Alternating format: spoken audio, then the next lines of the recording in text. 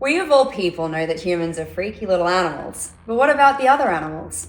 In Birds and the Bees, we are deep diving into nature and all of the weird, wacky, and hard to believe facts that make the animal kingdom, quite frankly, bigger freaks than us.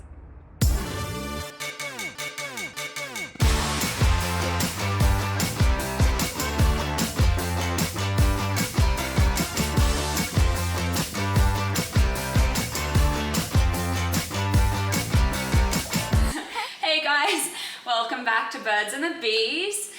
Today we have Nicole Vaunt. Yay! So we met about a year ago now, do you think? Yeah, I think when I signed with Spiegler. Yeah, I've been finding LA world, because you don't live here technically, do you? I don't live here full time. I live here part time, and most of the time I live up in Portland in Oregon.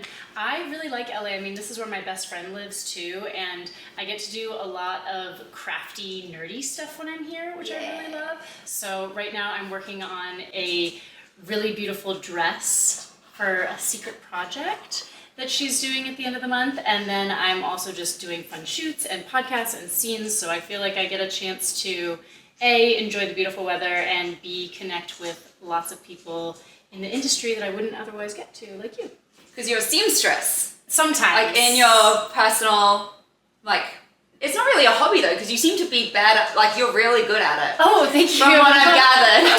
I'll have to show you photos of it. I have been sewing my entire life, but I haven't actually sewn a lot of garments from scratch, mostly just because it's not as much fun for me to make things just for myself. I really enjoy the collaborative aspect of making things with other people. And I also love a deadline. So when you're making things for yourself, it's really hard to have a deadline, but when you're making it for someone else who has to leave on a certain day, then I can get my ass in gear and get it finished, so. I have a lot of soft spots for sewing and seamstress work, because my mom, when I was growing up, she would always sew outfits for me because it was cheaper. Yes. And my family, my aunties were professional gamblers. We would go to the racetrack every Saturday or Sunday, whatever it was. Gosh. And mom would make the outfit to throw me into the kids' fashion parade. So I'd be trotting around in a sunflower dress and a big hat and... Kids fashion parade? Yeah. What the fuck is that? It's a little competition, and all the kids would get put in outfits, and they'd walk their way down the catwalk, and then they'd be judged. Wow, okay. And someone would win. That's so cute. That was my childhood, and then my aunties would go make their money. Gambling at the racetrack and being on a stage. I mean, that sounds pretty... Your life is kind of...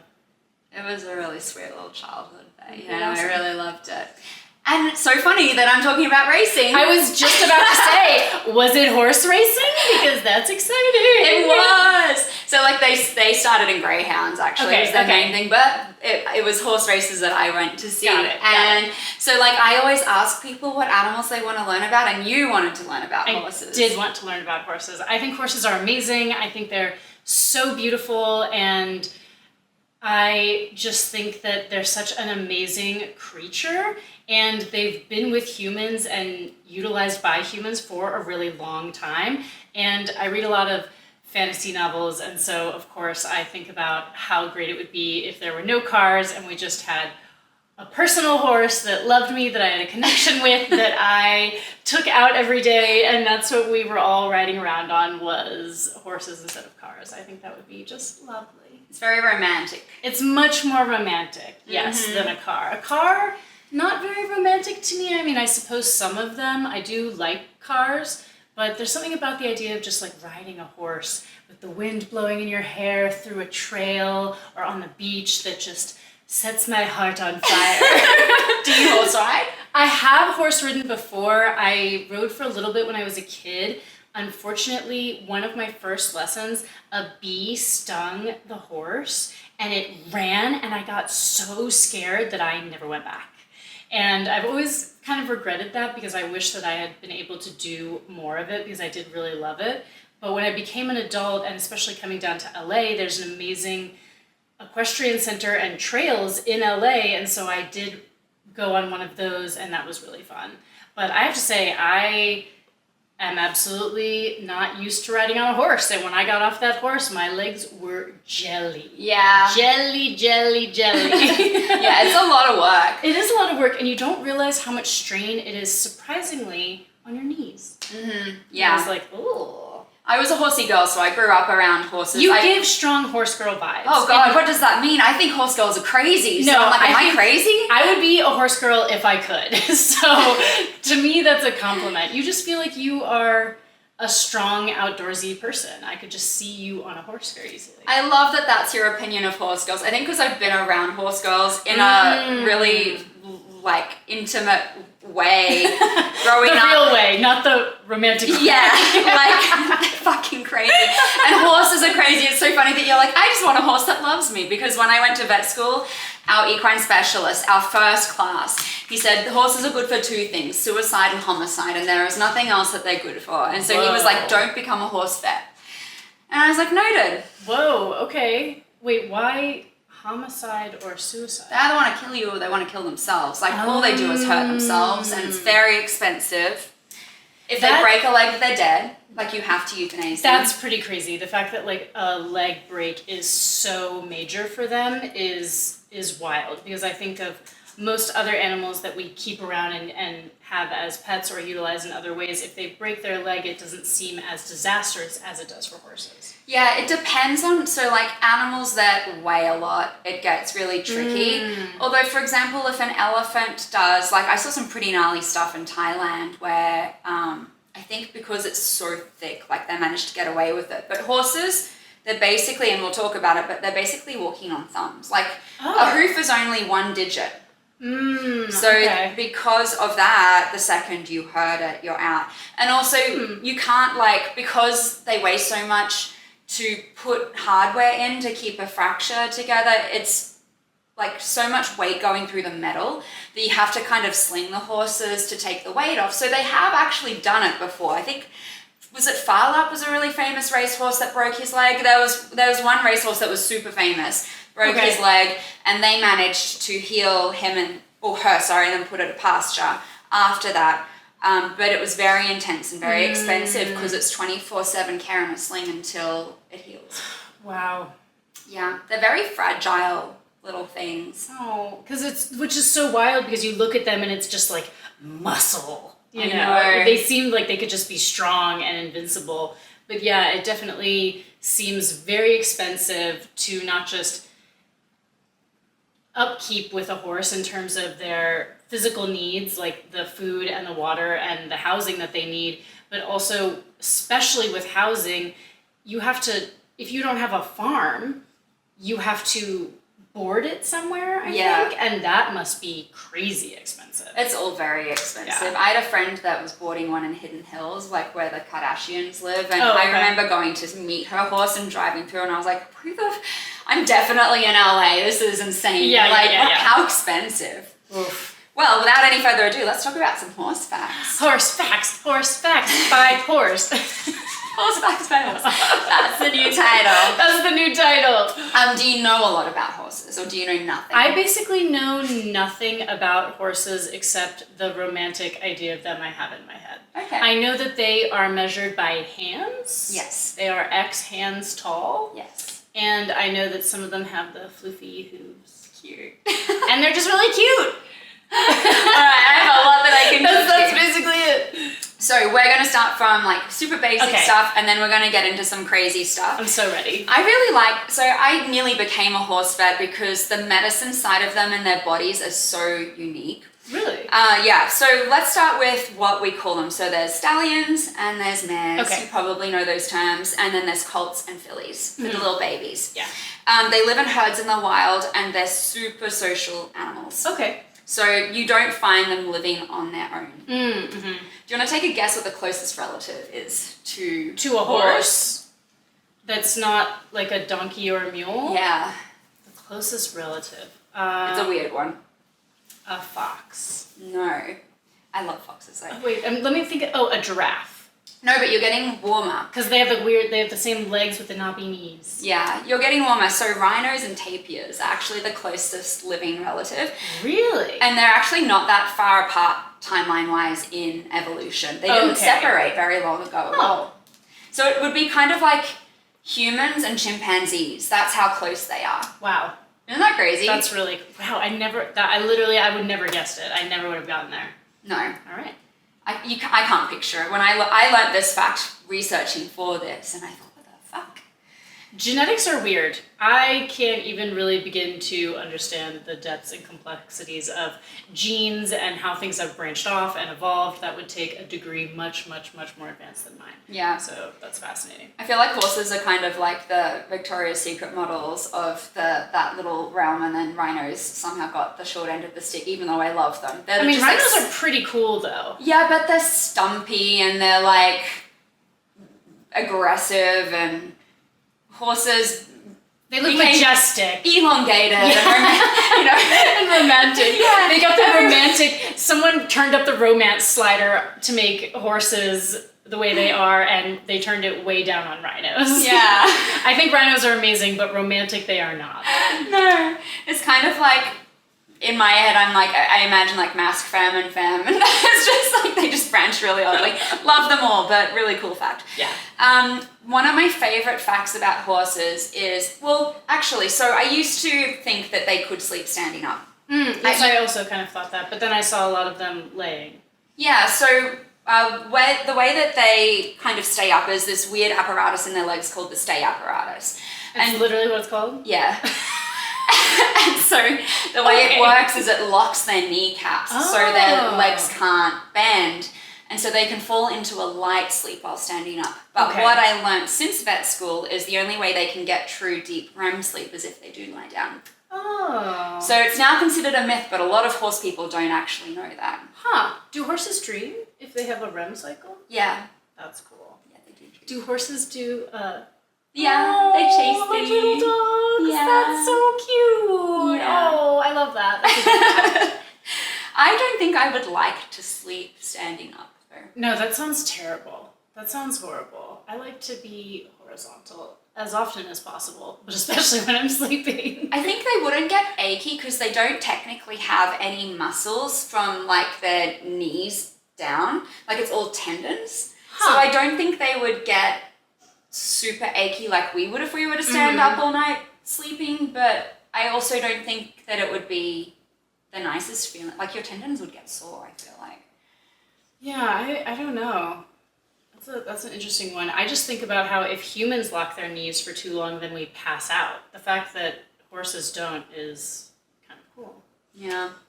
They also can't burp or vomit. They can't vomit? If they eat something they shouldn't, what do they do? You have to decontaminate the stomach then, so you actually put tubes down and you have to pump their stomach. And the reason why they can't is because they have this insanely strong lower esophageal sphincter that prevents anything coming up. And because of this, they also can't breathe through their mouth. Oh, they can only breathe through the nose. Yeah. That sounds like bad design. You should be able to breathe through both orifices. It's a weird one because I do agree, but I can also see the benefits of nothing being able to come back the other way. Yes. Especially when you're as athletic as horses are and the way we've trained them.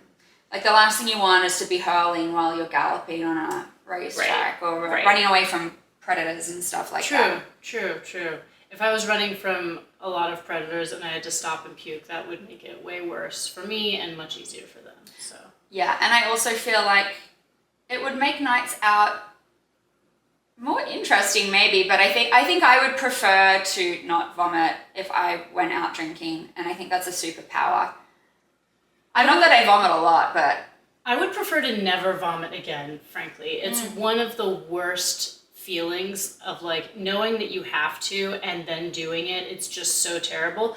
But I will say you always feel better afterwards. So it's like, yeah, it has its purpose. But then also, I don't know if you've ever done this, but at work there have definitely been a couple of times where I've done a little mini vom and I've had to deal with that in my mouth. Just imagine if you could do whatever you wanted knowing that you couldn't vomit. You know, it would be nice to have a horse esophageal tract on certain days. Yeah.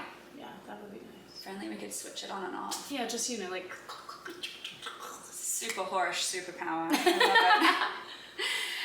love it. Their field of vision is nearly 360 degrees. because of where their eyes are positioned and the shape Because they're of so their high. Huh. yeah. And they also have nearly 180-degree movement of their ears. So where we have 3 muscles, they have 10. Oh. So it allows them to hear almost entirely around themselves. Well, that's cool. But one of the really fun things that I only just learned about horses is, so we have 3 receptors in our eyes for color. And they only have 2. So the color that they miss is red. Oh, interesting. So they can't see red at all. It comes Can they not see green either? Are they red-green colorblind or just red? just red. Huh, okay. Because they have, so you have red, blue, and yellow cones, I think, from memory. Okay. So your blue and your yellows can mix to You're right. Got create it. that, but the red, no. So no red, no purple. They would see it as like a weird grey shade. Yeah. And so, yeah. So you should never use red signals for horses to tell them to stop because they're like, I don't know what that What signal color do is. they use to make them stop? Well, you just would use something that's more obvious, like a blue, I guess, or something along those lines, because they can actually Whoa. register that. Yeah. Yeah, exactly. I think that's really cool. That is really cool.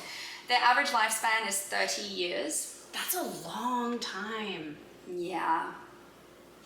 I can see more and more why having a horse is so expensive. Yeah. It's a half a lifetime commitment. That is a long commitment. That's a long commitment. And there are so many people, like a lot of my friends had horses that long. You can't ride them for that long, obviously. You throw them into a pasture and let them just have their retirement at some point.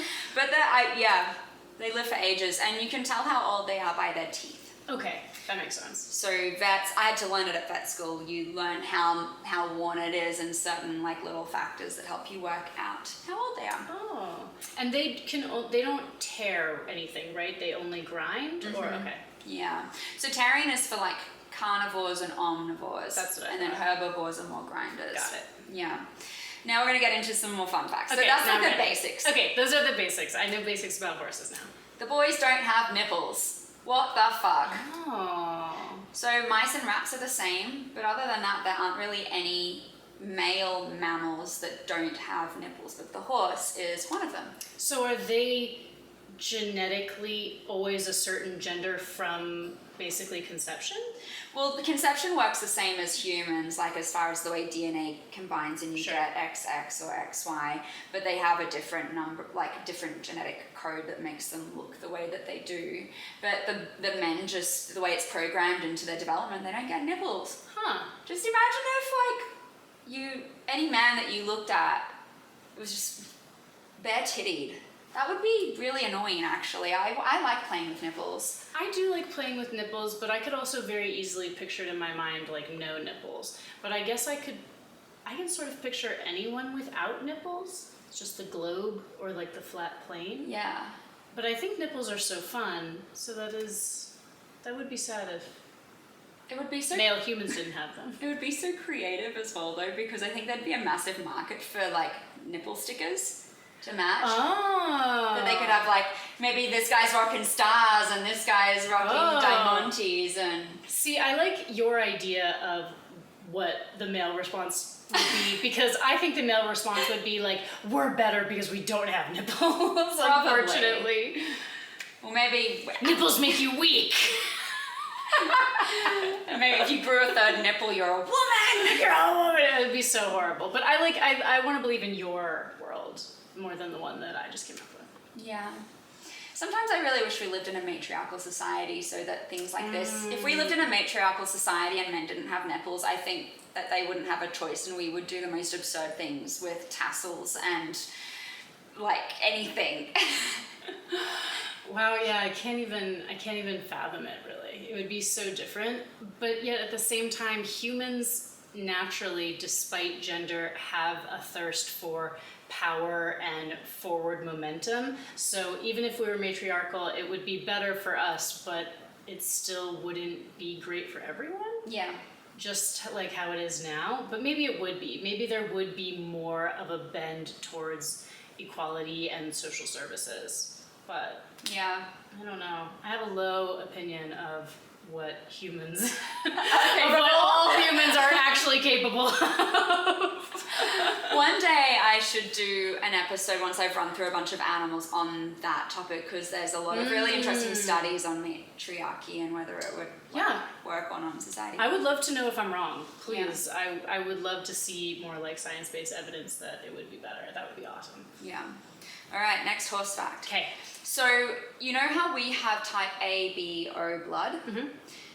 They have 7 different internationally recognized blood type systems. Whoa. Systems. And there's an 8th one that's not internationally recognized, but they think is there. And then they also have over 30 different factors, which are like blood groups, I guess, on the surface of these blood types. And what this means is they have over 400,000 different combinations for blood typing. Why? I don't know, and my brain. What is the purpose? Well, and my brain blew when I read this because blood typing is so important as a doctor. You've probably heard this. If you give the wrong blood type, what happens is the blood coagulates and you die of a clot. So you need to make sure it's the right one. And in my head, I was like, how the fuck do you blood type when there's over 400,000? How do you ever give a horse a blood transfusion? That's what I was just about to say, yeah. But there is one that's the most common. Okay. And so this is usually what horses are. They still suggest blood typing horses because they can be different. But similarly to other animals as well, when you give the first blood transfusion for any animal, your body doesn't know what to do with that blood. It's never seen it before, so it learns how to react to that blood that first time. And then after that first time, then they get blood transfusion reactions typically. Huh. So the first time, if you were really in a pinch, you could throw anything and it would probably stick enough that like it would... In a dire help. Situation? Yeah, it'd give them enough oxygen until you work out why they're losing red blood cells, but not ideal. So you do blood type them. But I just think that then it must be so difficult. I know one of my old hospitals, they used to blood type all the horses and just keep a record so that they could hit up people who had the right blood type to maybe provide blood if they needed it. So is there an international or domestic horse blood bank? That is a good question. I don't know the answer to that. I know a lot of clinics, so at least the way it works with dogs and cats, there is a dog blood bank, which is a private company typically that will bleed dogs regularly and sell the blood. But then there are a lot of clinics that also make their own. Like I've done it for patients before where it's an unusual blood type. You've run out of the blood type in the freezer. So then they have to ask all of their family relatives to bring in their pets to get blood typed, see if they match. And then you do the collection of the blood, put it into the bag and then give it. And that's fun but stressful. I used to love doing it, but I was always very stressed. Blood is stored in a freezer? Well, a fridge, sorry. Well, it depends. So plasma's normally frozen and then... Oh. Do you add the plasma like back in? So you can Or you either... separate it out and you freeze the plasma? Either or. Okay. So you can get just fresh frozen plasma. Give me that fresh plasma. Give me that fresh plasma. Give me that fresh plasma. Fresh plasma is amazing. They don't talk about that in True Blood enough. There should be a different kind of synthetic blood that they have that's pure plasma or something. Yeah. That would be so weird and delightful. Like if it was a high proof, it somehow is a high proof alcohol type thing. Yeah. It's just plasma. Or like one's the protein buff Oh, equivalent, yes, like all yes, the really beefy vampires just drink plasma. And then everyone Protein else plasma! yeah, and it's like 6 times the price because it's all Yeah. Oh my gosh, I love this idea. Yeah. Someone come up in the comments with a great name for that because I'm not good at that part. Yeah. That would be Pure plasma. Anyway, so that's a really cool fact about horses. I think that's crazy. That 400,000. is crazy. Horses also have the most documented facial expressions of any non-primate, and more than a chimpanzee. Huh. Horse expressions are actually, they're super well documented, and I'm not sure why we chose horses over other animals. I think because they have so many different muscles in their face, like for example, they have tenderloin for their ears. I was going to say just the ears alone would mean, and the ability to move so much of their ear would mean you would get a ton more micro expressions or different actual expressions. Huh. Yeah, so they have 17 kind of well-documented facial expressions, which makes them beautiful because you can, once you know horses, you can communicate with them, I guess, a lot better. Like, you can understand what they're trying to tell you a little more easily. Are you having fun, Lola? You want to sit over here? Please sit over there for me. Molly, come here. Come here. You go. You learn about horses too, my love. All right.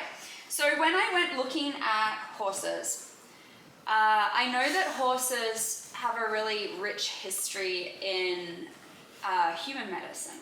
And I wanted to find out what they've contributed to in our world. And I found some stuff that's very personal, actually, for me. Okay, let's go. So there is a neurotransmitter that is called acetylcholine, and it is a supercritical neurotransmitter that makes your whole body run. Okay. It's one of the first things you learn about in vet school, in human medicine, everything. Every animal that I'm aware of has acetylcholine. It's kind of like how you create energy, in a sense. And this was originally found in horses in 1914. Oh. So they were the ground zero for a huge amount of research, and I think it's really hard for me to explain to people how transformative that one discovery is. It is the basis of everything that we know about bodies. Wow. Yeah. Wow. They also were part of research into, there's a type of virus called lentiviruses, so they include HIV and HPV. And the research started in horses in the early 1900s. So they paved the way for discovering HIV and HPV and then prevention of those diseases. Wow. Which I think is really cool as well.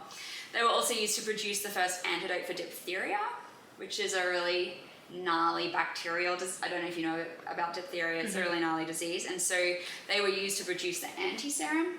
Diphtheria is oftentimes what happens when there's a lot of, it's a lack of like hygiene from like fecal matter and stuff. Yeah. And they continue to be used as anti-venom producers for snake bites in humans. Oh, that's very cool because I'm very scared of snakes, so thanks, horses. Yeah, so horses are used a lot. Beagles are actually used a lot as well because they're so sweet. Like unfortunately they're like targeted for animal testing and production of things because they don't have an evil bone in their body. I've never met a bad beagle. No bad beagles. No, horses on the other hand. There's some mean horses out there. I'll be the first to say I was posing with some horses in Iceland. Yeah. Because I've done a lot of shoots in Iceland, and one of the places that we got to stay, they're so amazing. They have horses on their property and let us pose on them, which was incredible. And one of the horses' name was Princess, and she was mated to this stallion that we were also posing with. And I'm standing in between them like this, and Princess is on this side, and I'm sort of petting her mate like here, and she reaches over and she just nips me like right on the arm, and I was like, ah! It hurts so much. It hurts so much, and she didn't do it that hard, and it still was like a. And there's actually a great photo. I unfortunately can't post it here because I am naked, but of me being like in between the two of them, like right after she nipped me, and it's such a funny memory to have because the memory I have right before that is this very epic shot in front of this beautiful mountain, just naked Lady Godiva-ing on top of this horse, and then the next memory I have is getting nipped and making this ridiculous face. They're so strong, and like even though I bet you had like a massive bruise. Their mouths are so fucking strong. Yes, I did have a bruise. Yeah. And again, it hurt me, but it must have been so light because it wasn't like bleeding or anything like that. The bruise wasn't gigantic. I think she was just like, hey, leave him alone. Leave him alone. He's mine. Ah! Yeah, exactly. It really hurts when they kick you as well. I've been kicked in the kneecap before, and I'm so lucky I didn't break it. I actually, one of the things I remember from being a kid and having those couple of horse lessons was to always approach them with like a flat palm so that you don't get nibbled on, like so they don't accidentally nip, and then to give them a very wide berth walking behind them, and preferably like not really walking behind them because they can kick. Well, here's the thing. You either do a really wide berth or you actually go as close as you can because the closer you are, the less power they can get to kick you. So they can kick you, but they won't get you as hard. So you'll either see horse people literally like glide their whole body alongside the horse and it's so scary because your instinct wants to be to take a step back, but you actually have to hug their legs. or you just go so far away that a kick wouldn't reach you, but then that's meters, so it often doesn't work. Yeah. Okay, well, now I know. Yeah, you want to glue yourself to them. Okay, I'm gonna glue myself to the next horse I see. It's still going to fucking hurt if they kick you. Yes, I can tell you that. please don't do that. I would prefer not to be kicked by a horse ever. Remember, they're good for homicide or suicide. I'm learning so much. Do you still want a horse now? I still want to ride horses, yes. Do Right. I want to own one? Absolutely not. This is where this next fact that I found. You want to come up? You come up. A second friend has entered the picture. Come on. Yeah, the dogs are like really excited. I think they think that they're getting treats. But Oh, no treats yet. no. So you won't know this about me. I think a lot of people listening probably won't know this about me. But when I was younger, I had a heart condition. Oh. So I would get arrhythmias. They're called supraventricular tachycardias. And basically, for whatever reason, my heart, the nodes in there would misfire and create a loop. And it would make my heart rate go above 180 degrees. Oh. 80 degrees, 180. And She was burning up. Yeah. And so I would get really hot. I would get really sweaty. I felt like I was giving the oral of a lifetime. Like, you know how at school you would like talk in front of everyone? It felt like I that. Thought You were oral of thinking a lifetime meant something very different. Yes. No, we call them An oral exam. Yes. And so I had to have a cardiac ablation. And the way they do that is they thread catheters up through into your heart, and then they map it out, and then they burn the node. Whoa. So what I learned, so when you're with a lot of heart problems, you have to get, in order to get true blood flow mapping and like blood pressures and things like that, they have to be catheterized. And then they use little measures to like measure the pressures in the heart. And heart catheterization was first developed in horses in 1861. Oh, okay, wow. So they were the beginning of a process of medicine and learning in medicine that allowed me to improve my heart and the way that it functions. They are directly responsible for my health. That's amazing. That's amazing. Yeah. What else did I find? Oh, this is another one. So this is also really cool. So equine herpes is very similar to ours, to HPV. Mm-hmm. And it is actually an area that's being researched a lot at the moment. They're being used really heavily for ways to cure HPV because the viruses are so similar that they feel that by targeting the equine herpes virus, if they manage to fix that, then they'll be able to work out how to fix human herpes. Very cool. That would be amazing. Yeah. Because people get so caught up though about herpes. I know, it's really not that big of a deal. So many people have it and don't even realize. Even if you do have it, it's not a problem almost ever unless you have an active outbreak. And even then, it's not a big deal. Yeah. Absolutely. It's nowhere near as big of an issue as so many people think it is. Yeah, 80% of people have it. I remember being in the car once with my ex and a friend, and the friend was talking about how many times they've had STDs. Oh. Which is it wasn't a lot, but also like people get it, it's fine, Yeah. you just get treated and you move on. Yeah. But I'd been in sex work for so long that I had forgotten how terrified the general public get about things like herpes and STDs. And you could just see his brain imploding as he listened to the conversation. Oh, no. And it became this huge thing. And I just thought, calm down. Like, you really don't have to stress about it, guys. If people were getting tested as regularly as adult workers were, they would actually feel much less stressed about these things. Yeah. So, go get tested. And then also next time you see a horse, be nice to it because it might cure your herpes. Yeah. Be nice to horses in general, but yeah, they could save your life.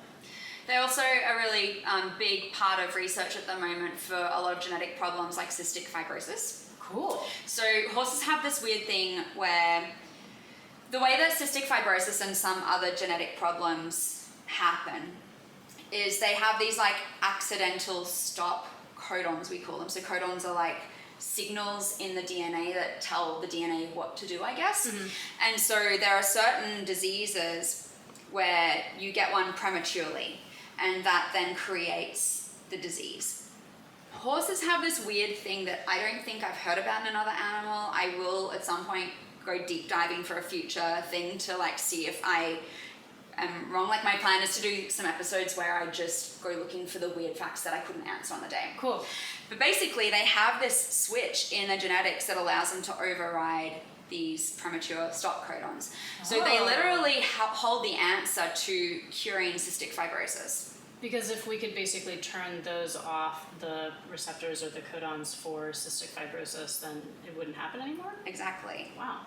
And it's also a really great place to look at ways that you can treat it. Like, what can we give to influence that particular part in genetics? Like, viral therapy is getting really big because antibiotics are becoming so shit against drugs, against bacteria.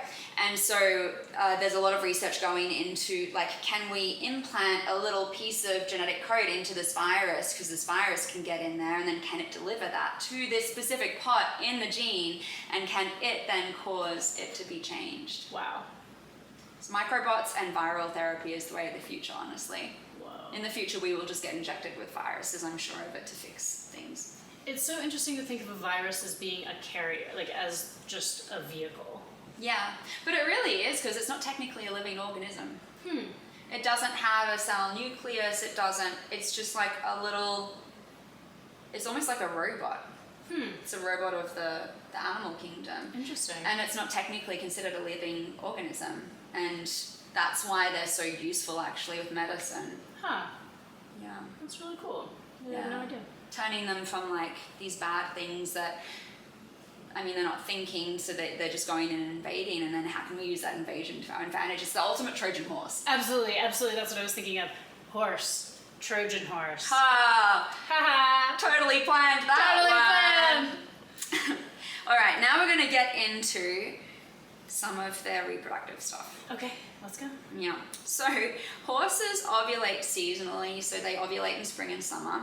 One of the cool things that you learn about in vet school, because horses are bred so much because they're recreational, and then they're also used for meat, and then they're also used for racing and things like that, like they're very commodified, you can put them in a barn and you just shine light on them for the same amount of time as, like, say, summer. You could do it in the middle of winter. You could be in the Arctic where it's like nighttime all month. 24 hours of daylight. Yeah, give them the light and they'll think, their body will think that it's summer and spring, and they can ovulate. So very similar to weed plants, actually. Oh, interesting. Yeah, they can take so much light and so much heat, and that's how, when you have indoor grow spaces, you can basically like force the production, their reproductive production. Oh, that's cool. Didn't know that. Yeah. Horses and weed. If you've read the Botany of Desire, or I think it's in Botany of Desire, that Michael Pollan, he's a really great author, he talks specifically about weed in this very interesting and scientific way, and that was a fact that I learned from him. That's really cool. Yeah, highly recommend that book if you haven't read it. It's so good. I think it's about like apples, weed, potatoes, and I forget what the last thing is. It's like four different plants that have basically changed human lives. Yeah, wow. I'm It's going to really get cool. it because I'm a massive bookworm. It's really cool. Highly recommend. I don't know if you've noticed. I want to, like, one day I want a library. Yes. I want a Beauty and the Beast level library. Oh, wow. That will never happen, but maybe it could be a community library. Yeah. That's what I'm sort of picturing. Like, anyone could go there and be on the tall ladders that like swing around, and you could just spend all day in there with a book. And then there's a beast in the back. That'd be cool. Yeah. I would fall off. I'm Me too too, probably. clumsy. Yeah, maybe they'd have like little padded bumpers underneath or something. Well, one of We'd have to those, have safety. well, one of those forklifts, and we can just like a cherry picker. We can just get in and. What if there were just people waiting in the wings to swing down and save you? Sure. Yeah. You're very. I love that your brain is just in a constant romance novel. It's Yes, so sweet. 100%. Which is kind of surprising because I'm not actually an overly romantic person, but I do like to live in a world that is more romantic than our current one. How would, though, if you're not romantic, I don't think it would be very fun living in that world, because when people were trying to be romantic, I think that it would if I wasn't a romantic person, it would piss me off. And then I'd be like the town grudgy bitch because I'd be like, fuck off, I can open my own door. Like, Well, but I think that there's so many different kinds of romance, and romance really is something that you define for yourself or within the relationship or within the friendship or however, within the structure of, you know, your communication with another person. So Yeah. it can be different per person. I have this very specific idea, but I would not be a romantic totalitarian. If you want to have romance in a different way, you are absolutely allowed to have that. You just can't come in my library. fair. Yeah, I'm big on romance with everyone in my life that's like super connected with me. I have romantic feelings about my friends. Like romance is just I think they define it as a desire, a deep desire to be connected to someone, and that's it. So yeah, it's connection. It's absolutely connection, and intimacy can be so many different things. And yeah, that's why I really value my friendships just as much as I value my romantic relationships. To me, that they are both just deep and expansive ways of knowing someone else and communicating with someone else. And that's why romance is so different per person. Because I wouldn't call myself a romantic in the way that I want gifts and flowers and for the door to be held open for me, but someone who's always listening and then gets me the perfect gift for Christmas and my birthday because they've been listening to me all year, that's fucking romantic. Yes. That's what I'm talking about. Someone who's deeply listening to you because they like you so much, that is romantic. Maybe this is why on a hidden level you wanted to talk about horses, because they're such good communicators. Oh, they are good communicators. Yeah. You're not gonna... If a horse is upset, it seems like it's very obvious. Yeah. So you'll feel it. You know what? I'm not good with subtlety, so I actually really need animals and people to be incredibly direct with me. Yeah. And I think maybe that is something that I appreciate about animals that are this communicative. Yeah, there you go. It all makes sense. It all makes sense. You're a horsey girl. I'm Also, a you're horsey slightly girl. crazy in all the good ways. Yay! So you could be part of the club. All right, back to horses. So when I went to vet school, probably the worst, I'm going to tell you a story about the worst thing I probably ever had to do. I'm so ready. So when you're intentionally breeding horses, it's very specific, like what you have to do. So Because the lineage is so important, right? Specifically with horses? yeah, but even beyond the lineage, the steps you take, there's a certain way that you do it. And it feels very violating, I will say that much. Oh. So when I was at vet school, I was the student that had to do it as well, which was really fucking fun. So basically, when you want to mate, like say do artificial insemination, you want to have a mare and you want to have a stallion, right? Okay. But if you just let the stallion mount the mare without doing anything, she could get bacterial infections. The sperm count might not be very good. If you want to, say you're making a $5 million racehorse, you want to know that that sperm is taking. And that there's no chance of them getting sick from that sperm. Yeah. So what I had to do was we took a stallion, you put them next to this mare that's in season, and he reacts and he's like, oh yeah, I'm a lovely lady, and then he gets a boner. Their penises, by the way, like fucking ridiculous. They are easily this long. They are easily half my body size, probably. Whoa. At least a third. And they're disgusting. Like, when you think smegma, you don't know smegma until you've seen a horse's penis. You know what? I don't know smegma until I've seen a horse cock.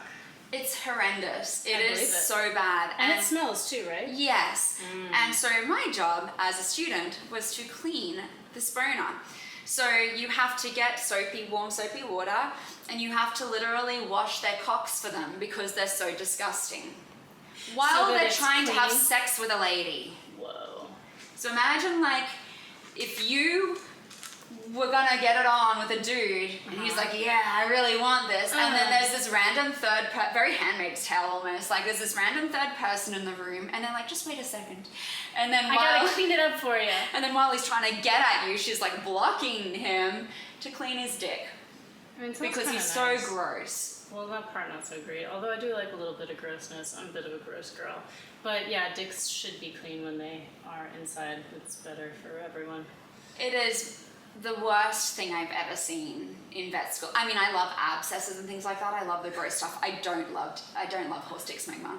No, that sounds terrible. I would also, that's not the kind of gross that I like. Yeah. I would like to avoid that. So then while the dick's clean, the next step is you have to collect the semen so that you can then test it and see whether it's viable. So he doesn't get to enter? No.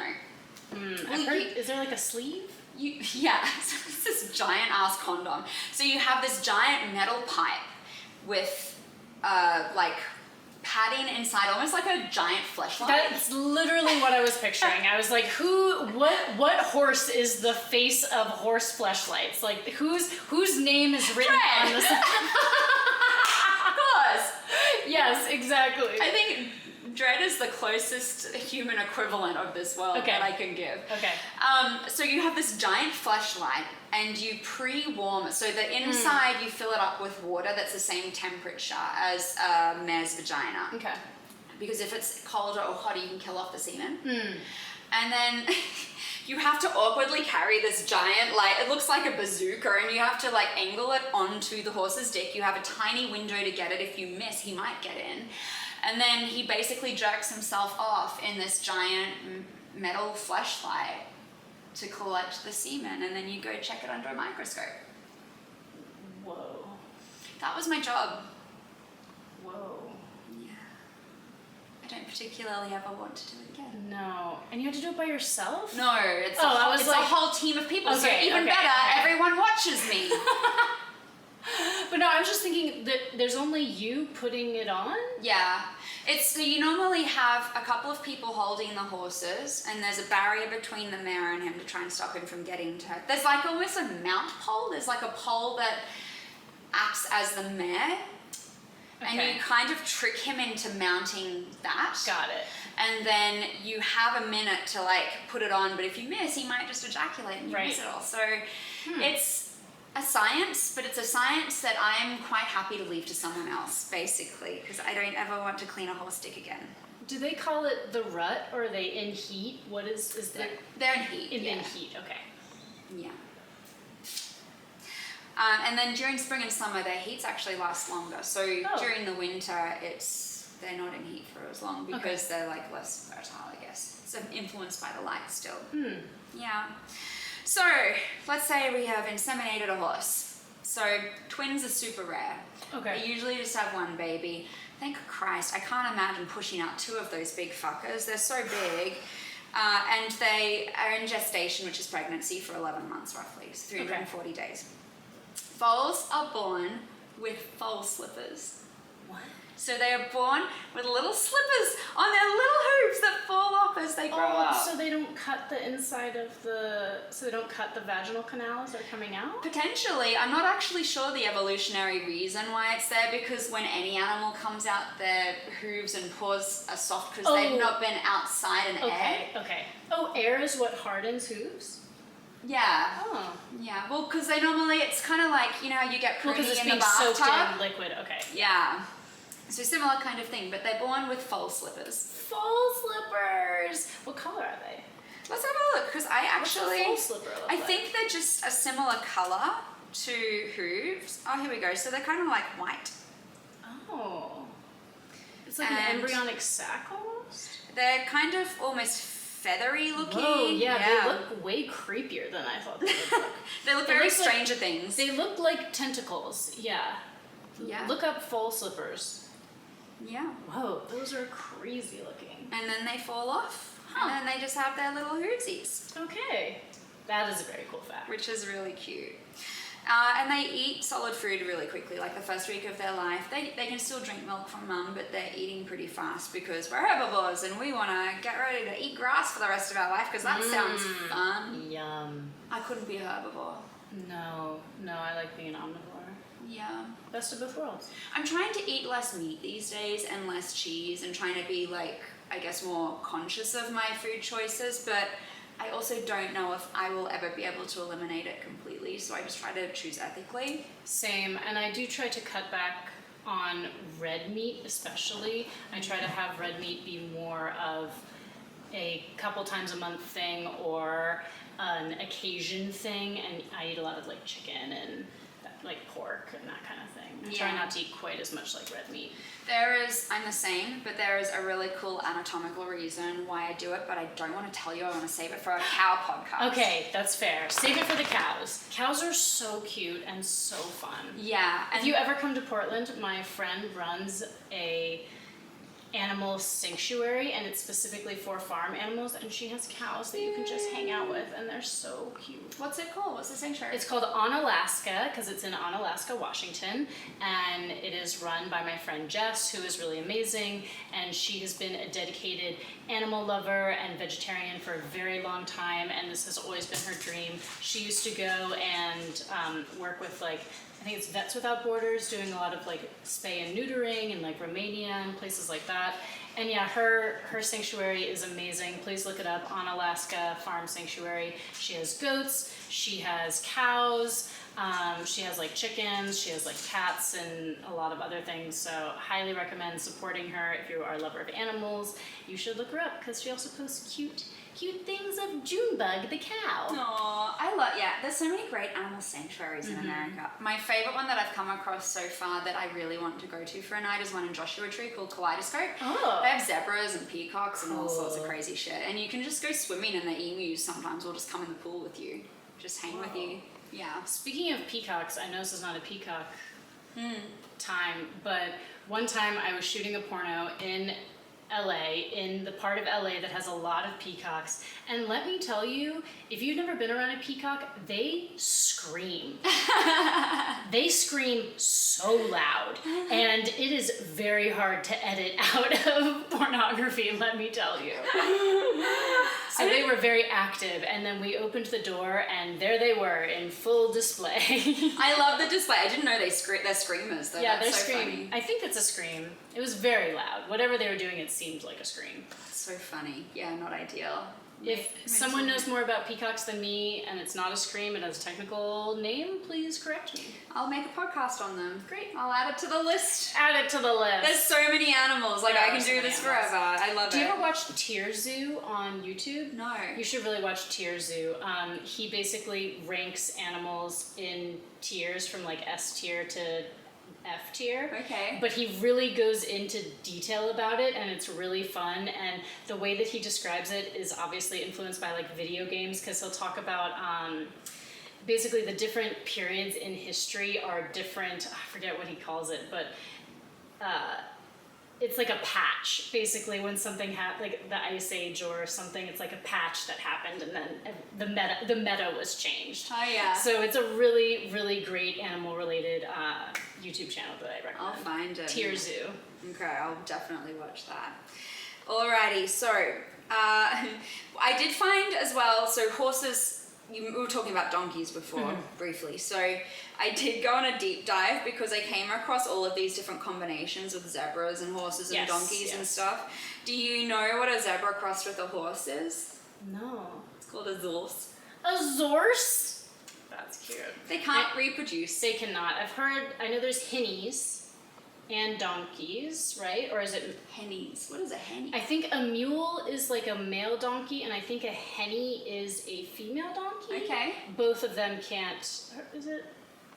What is it when it's a... Horse, donkey is a mule, isn't it? Okay, and then they're infertile. So that's what it was. So horse and donkey together makes a mule, which is a male one, and I think a henny, which is a female one. Oh, cool. There you go. But please fact check me, because facts, not my strong suit. They are obviously your strong suit, so please double check me. Well, the thing with this podcast is there's so many animals and so many that I learn almost nothing of at vet school because they're not animals that we typically treat. Horses was one that I was like, I did learn a lot about this animal. So everything I have to constantly look up because there's only so much my little brain can take.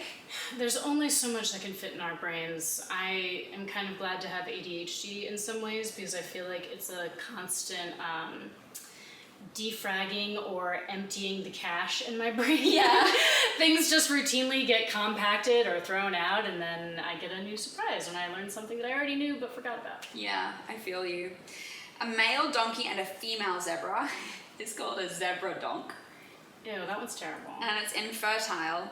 But a male zebra and a female donkey is called a zonkey. And That's they cute. do live in the wild, but they're very rare. So are they fertile or no? They must be. I'd assume so. Wow. I might be wrong. Someone tell me if I'm wrong, but I'm pretty sure they are. I think so. One way they're infertile and somehow works the other way. Wow. And they exist in the wild, but they're super rare. Huh, okay. I love zonkey. We're going to get into... Zorse? Zorse is my favorite. Zorse.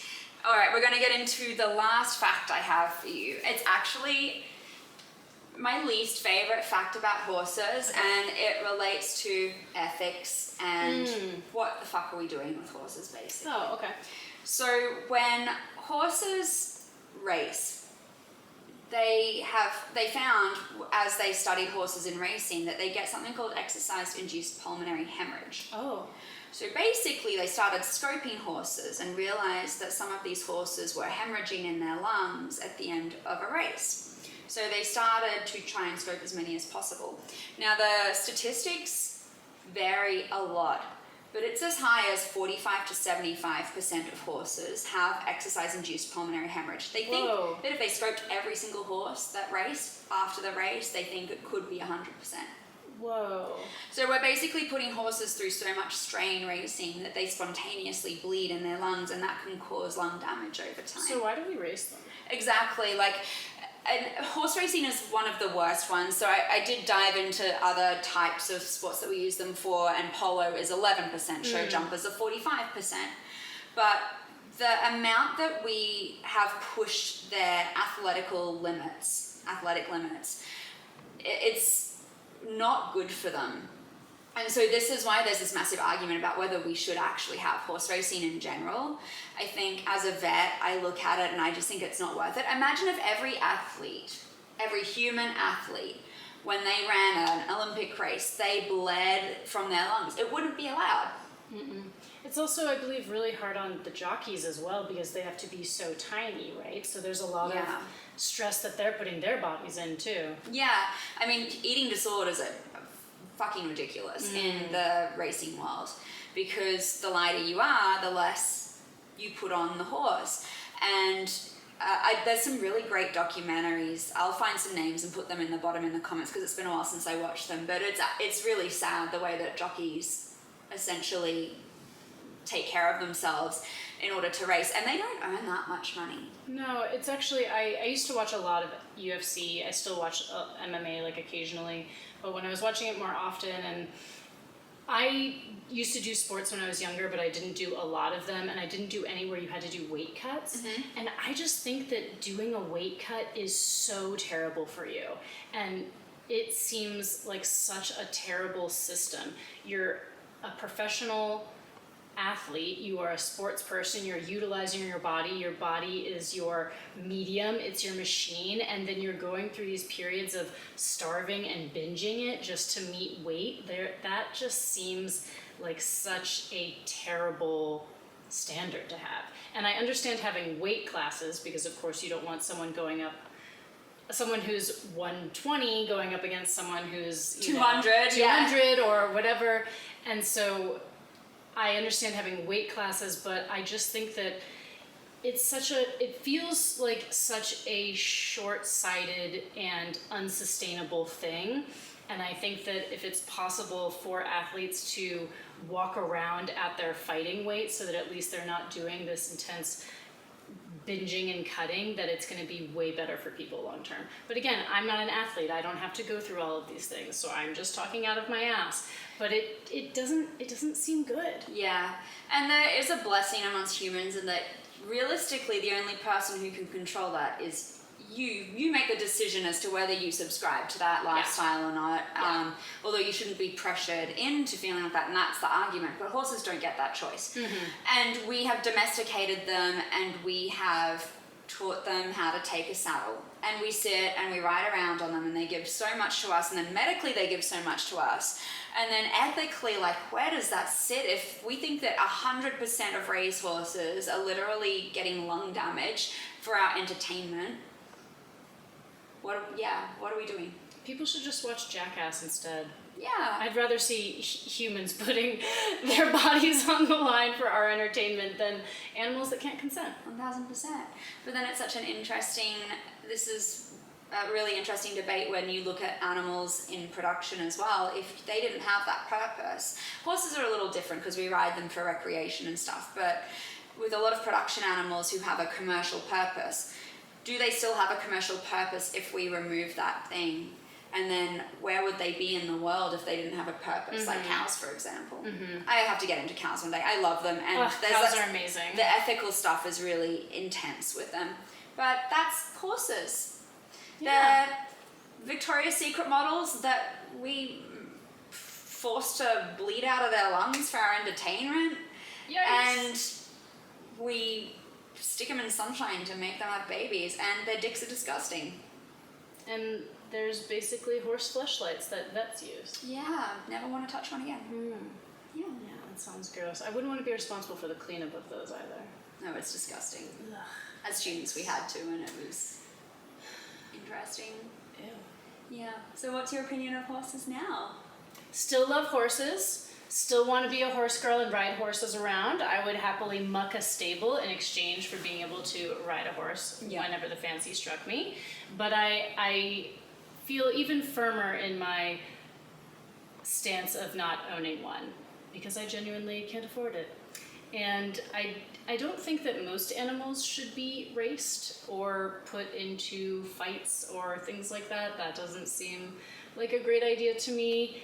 I am pretty against that, but I still think horses are awesome and beautiful, and I would love to hang out with more of them and see how many facial expressions I could figure out. Yeah. Yeah. Yeah. Yeah. What faces are they gonna make at me? Do they like me or do they hate me? Do they like me? Do they hate me? They're allowed to do both. They don't know me. We got so into horses, the battery ran out. But they're basically big supermodels with exercise issues, but not by any fault of their own. Nope. And they have disgusting dicks. They do, and there's actual fleshlights for horses. Yes. And I would not want to be the person who has to clean that out when they were done. No, that was my job. Yeah. Yeah, it's chunky. Anyway, Well, on that note, I still love horses. I definitely don't think that they should be racing, and I'm pretty against most animal racing and animal fighting and things like that. So I don't want that to be as common. But I am so excited by how many medical advances come from horses. I think that's absolutely incredible and not something I knew. yeah, there might be a world one day where horses are responsible for literally eliminating herpes. That would be incredible. And I mean, they're responsible for HIV, progressions just by virtue of finding the virus. So, Wow. incredible animals. All right, we will see you next time, guys. Bye. Bye.